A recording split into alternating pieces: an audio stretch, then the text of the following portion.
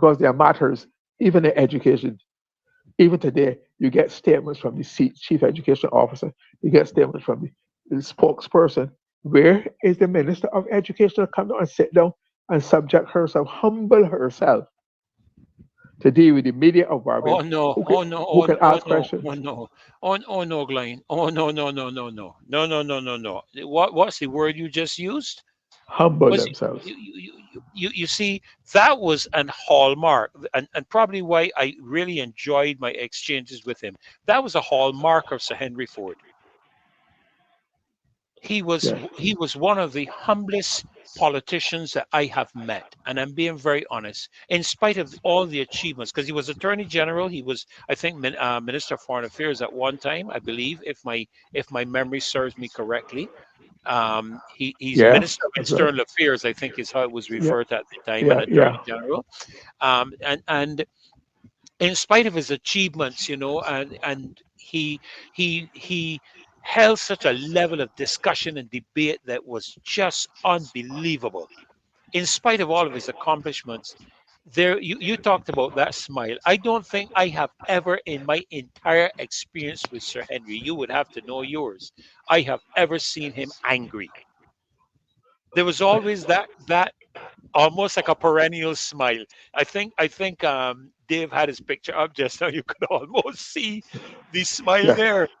Interestingly enough, except for one occasion, we'd had a very cordial relationship, but there was another occasion during the campaign where we clashed.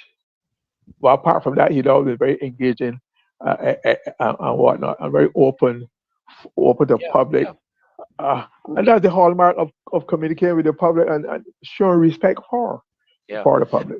And there it is. Look at that. Look at his face. Look, it's almost it's almost But an but embedded smile on yeah, it. further You before know. before we finish, for those who are listening, especially the younger ones who are listening to this discussion and hear the exalted heights to which you've established the name Sir Henry Ford. Sir Henry Ford was born with very humble beginnings Oh yes, In Water Street, Christchurch. But yes. he rose to illustrious heights in Barbados and beyond. But that never phased him. That never made him No, forget. no. You'd always refer to his beginnings and treat people With as they such should be treated respect. with respect and whatnot. Yes, So it is yes, possible. It's possible to do both. yes. And the arrogance and whatnot that Sally enveloped these people really was not known. At least for him, that was not his that was not his method, his being and whatnot. Yes, no, you're absolutely correct. And Glenn, I'll tell you, I just recently, just about a week or two ago, I turned to my wife and I said, but I have to find out what's happening with Sir Henry Ford because I haven't heard anything about him for a long time. And then, of course, we heard the news, and I Yeah, appreciate you extending condolences on behalf of our panel and Marcia and the entire loyal opposition. I appreciate you extending to his family our condolences. But Glenn, I'm going to ask you to just stay with us. Don't disappear sure. from us. Because one of the things I want to treat to before I bring Rose in. I know Rose has been having a very, very busy day, and I'm so grateful that she's been able to make it with us. And I'll be bringing her in just a moment to join you and myself. But one of the things Glyne, that I have really appreciated is learning, sitting at your feet and learning a lot of what we may not have paid attention to and benefited from as we look at. And I go back to the words of the national anthem. These fields and hills beyond recall. I go back to our brave forefathers that sowed the seed from which our pride is sprung.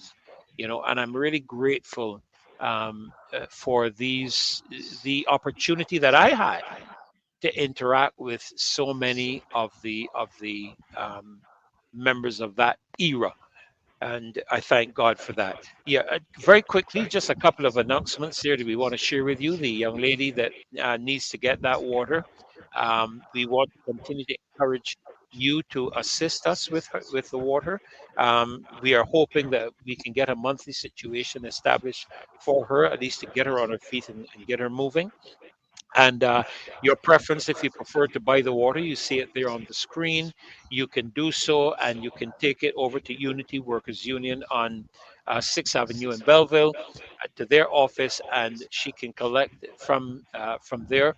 And if you prefer to assist her with a monetary donation, you can do so. Just place it in an envelope, and you get it to the Unity Union office. You can leave it there as well. Okay, so we don't want to lose sight of her plight, her situation. Then, of course, the motorcade that we're having on Sunday, October the 27th, 2 o'clock in the afternoon for the residents of St. Lucie.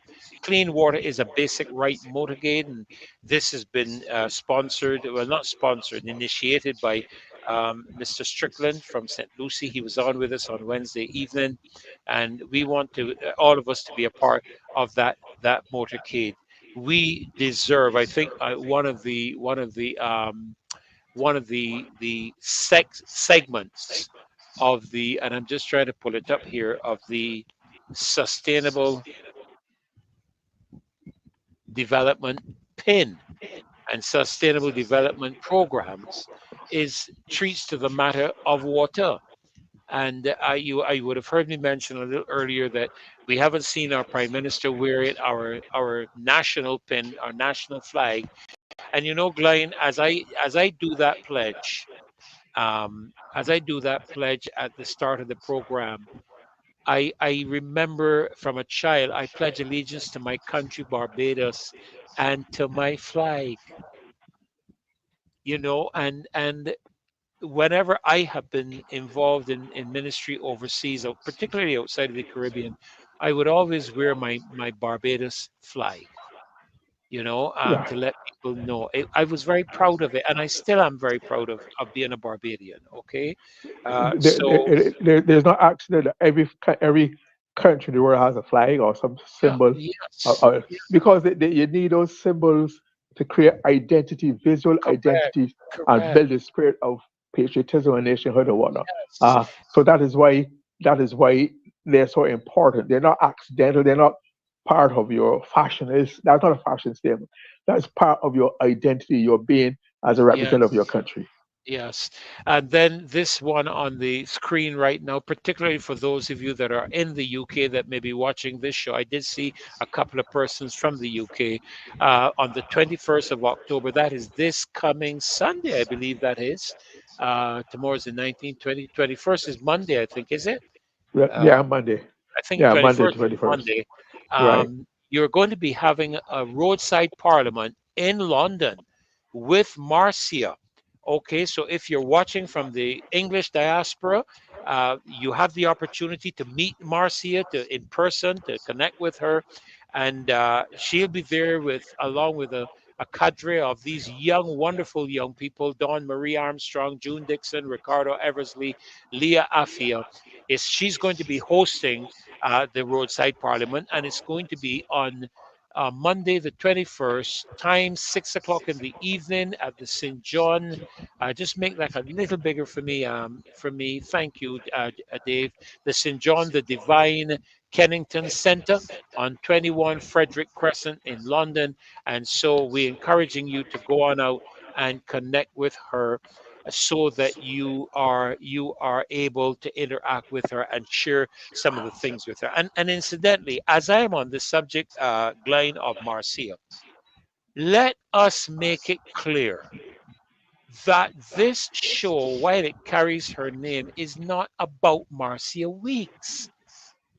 It's about, I think the word that Dave used was a word called compendium, Glyne. And I looked up the definition of compendium, and it says a collection of concise but detailed information about a particular subject, especially in a book or other publication. And we bring persons like yourself, Rose, coming in just a few moments, to help to educate us and help to expose some of the things that are not being dealt with. And so when I hear the Attorney General, kind of, and the media, and and probably members of the government wanting to focus on her. When we talk about the members of parliament, we don't do so ignorant of who they represent, Glyne. I don't see 30 or 40,000 people sitting in parliament. I see one representative. And so Yeah, if you can take that position with a parliamentarian, why are you trying, especially as we're taking on this cybercrime bill, why are you trying to make it look like it's just Marcia Weeks? It's not because it's easy. It's very easy and convenient and simple to for be able to them to do to that. demonize one person. Yes. Take And that person out, demonize, verify. It's easy to do that rather than the law establish a group of persons, yes. which is so that is why. And you know what I've discovered? I discovered, Glyne, that I was looking through some of the cases uh, that were heard at the Inter-American Commission on Human Rights, that as a result of them being heard there, made their way to the Inter-American Court of Human Rights. And where the attorney general is suggesting to the Barbadian public almost like, oh, don't mind us, don't mind them, nobody going to take them seriously. That's just a But hearing, nothing for binding the on the government. I'm told that the announcement that with the that the group had the concerned group had been invited to appear before the commission caught them off guard, totally by surprise, because they thought that the protestations and the discussion of what was being said was stay local and not going any further. So now they have to set up and pay attention. And I mean, it is always once you read about it that it was said very early that it is an advisory, it's not a court, it's a commission which makes recommendation, right? But the Hmm. point is, we are not, the group is not going to be appearing before the International Human Rights Commission of the OAS. It's going to be there with the Court of Public Opinion Oh dear. Oh dear. regionally, That's Latin right. America, and Yes, that sir. is where you Yes, sir. remember. You see, you have to you remember years ago we had a big Barbados had a very thriving trade in exporting green monkeys to North Yeah. America Yeah. for research by scientists in the various things. Hmm. And the word we had there's a man called the reserve, the wildlife reserve in St. Peter, run by a man called Jean Belou. He ran it, and we did very well, made lots of money. But then the animal rights advocates got hold of that. I used it to beat Barbados' reputation among the human rights, the animal rights fraternity of the world, to discourage them from visiting Barbados and the result, right? So and that eventually killed off that trade, right? You no longer export because of the public opinion, the court of public opinion, which really is the people of Yes. society. So the same thing that happened to that can very well happen to this. So what you Yes. talk about is not a court. We're not even a court. We're the court of public opinion, which we get to see a different side of Barbados. And they will don't have to answer, because I'm sure they'll be challenged in various fora about it. And then they'll have to deal at that level, and that is what they have to deal with now. So the game has changed. They have upped the ante, and they now have to rise to the occasion and try to come to that. And Rose, it's so good to see you with us tonight. And I'm going to be right on you in just a moment. But I want to read something. I want to read Article 13, Glyne, from the American Convention on Human Rights, because this is one of the things that will be coming up when the presentation is made. Everyone has the right to freedom of thought and expression. This right includes freedom to seek, receive, and impart information and ideas of all kinds regardless of frontiers, either orally, in writing, in print, in the form of art, or through any other medium of one's choice. The exercise of the right provided for in the foregoing paragraph shall not be subject to prior censorship. This is Article 13 in the American Convention on Human Rights. And so we know we are on solid ground, Glyne, Rose. We know we are on solid ground as we go to the Inter American Commission.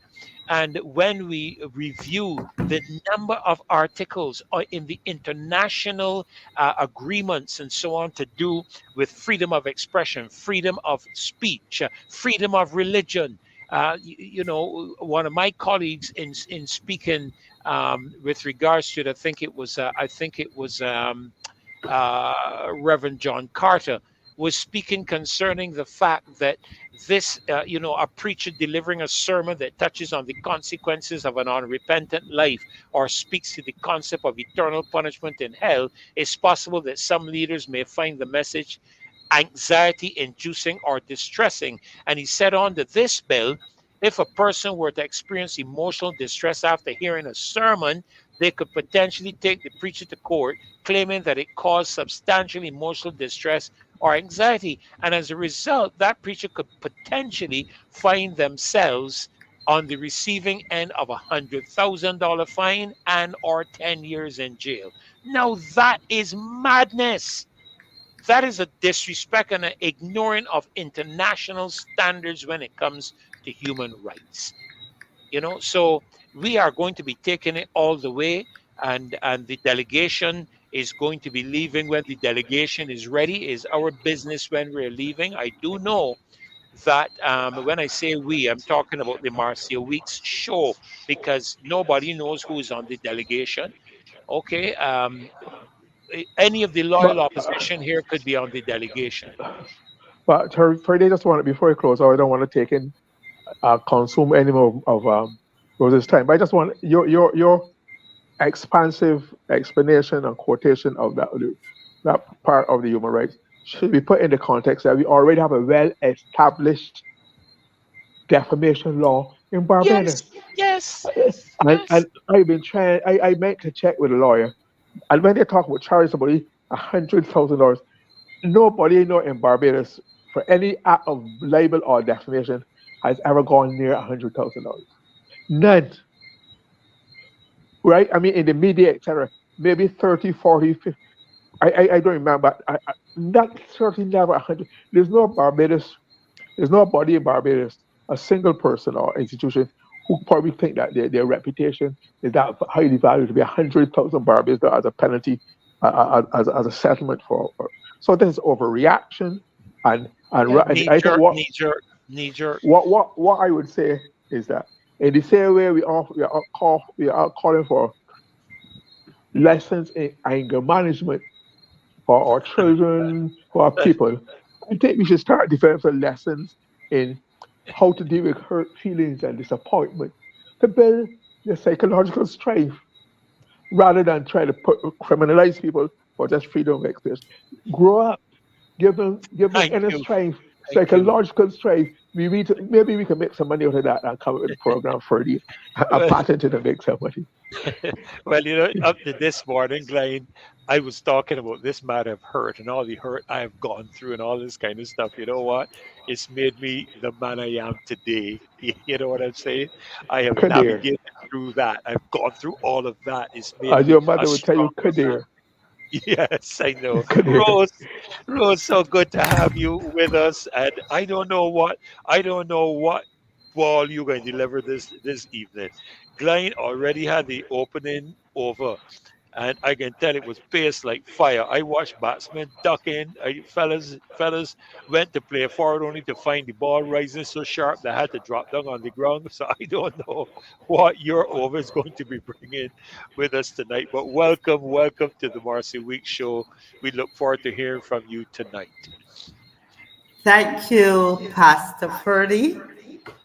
And it's a pleasure to be here with you and to be with Mr. Murray Glyne. It's always such an interesting um, discourse that he brings each time. So I am pleased to be part of tonight's group with you and Mr. Murray. I learned so much.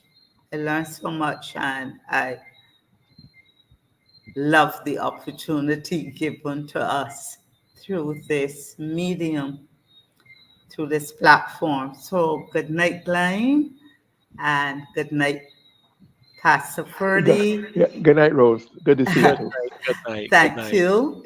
And good to, may I take this opportunity to say my apologies for not coming on at 8, but That's uh, okay.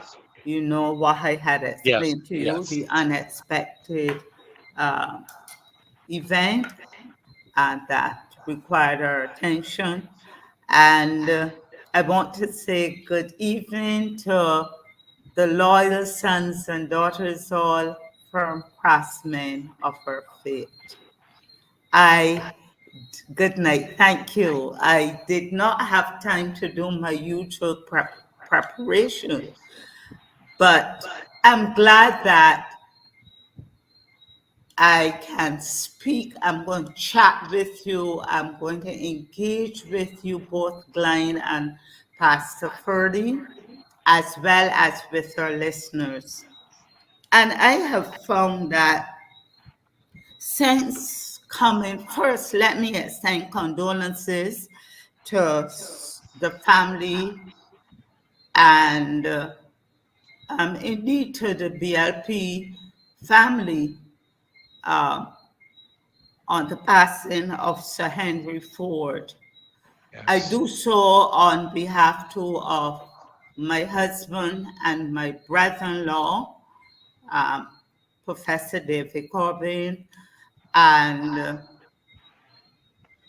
from a family perspective, my father-in-law served as permanent secretary for many years to Sir Henry Ford when he was the Attorney General. Wow. And they always had a very respectful um, relationship in and within the work environment and otherwise. On another note, Sir Henry Ford was adopted by Madame Eiffel. Those of you who don't know, my maiden name is Eiffel, and Madame Eiffel's husband was my great great Wow. uncle, my grandmother's uncle. Her husband, Uncle Courtney, was married to Madame Eiffel. And so Sir Henry Ford, the late Sir Henry Ford, was raised by Madame Eiffel and my great great uncle. So I Wow. would believe that some of the genteel um, disposition, the genteel conduct, the gentlemanly conduct that of the late Sir Henry Ford would have been engendered within that household. So my condolences on behalf of the Corbin family, my husband, my brother-in-law, myself, as well as, let's say, from the Eiffel side too, our condolences to all those who mourn his loss and remember him. And he subsequently served on many occasions as the legal representative for my late grandmother. So it continued Wow. many. I know as a child going to his office right there by the old T. Herbert building on Synagogue Lane. Remember Yes. that Yes. place? Yes, Yes. I remember going up those rickety wooden steps to his office, Yeah. and always the manner in which she would greet my grandmother, who would dispose of yams and potatoes and apples and bananas from the country for Sir Henry Ford. At that time, he wasn't even a member of the BLP. I wish that some of his conduct would have rubbed off on those who remain within the DLP, but I don't see it. Oh. I don't see it. And this makes my entry now into tonight's sharing. I have three words here. I don't have notes really, just a little notepad scribbled. And the three words, yes, I started with condolences, but the other three words are concern, consternation, and contemplation. And that's all that when I reflect on my contributions to the Martha Week show, I can't remember any time when we did not come to the show to make a contribution based on concerns, based on consternation for our country, and reflecting on our contemplation. Barbados has become a sad place in terms of governance, in terms of treatment of people. We've lost our direction. And this week for me, not that I am anywhere a snob, but we do cherish the schools that we have attended, don't we? Yes, we do.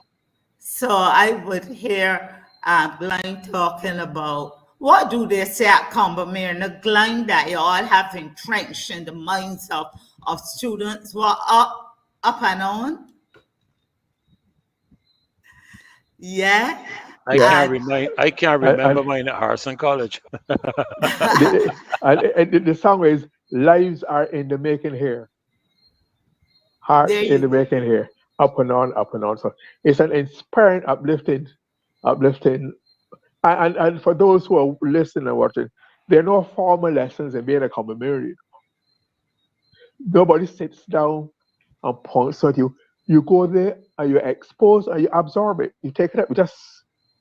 You just take up the Cormier ethos and certain principles which you hopefully exemplify in the rest of your life. But that's a summary of the Cormier indoctrination, as you think that we do. There's no indoctrination. There's no um, spreading, lessons to the people. You do. They're no less this or do. You just learn it as a part of a general way of life, how to live, how to engage, how to interact. Yes, and we all are proud. I have no qualms, no reservations about our love for the school that we've attended. Similar to you, Pastor Ferdy, you have a respect for Harrison College, isn't it? Oh yes, And I schooled there. I schooled there for several years. I remember the bell tower and my big tree in the middle of the yard that we sat around on the tamarind tree that I raided on a regular basis. Oh yes, fond memories, fond memories. and so I'm not saying because that there are elitist schools, it may be seem so, but when you enter, there is something that draws you together.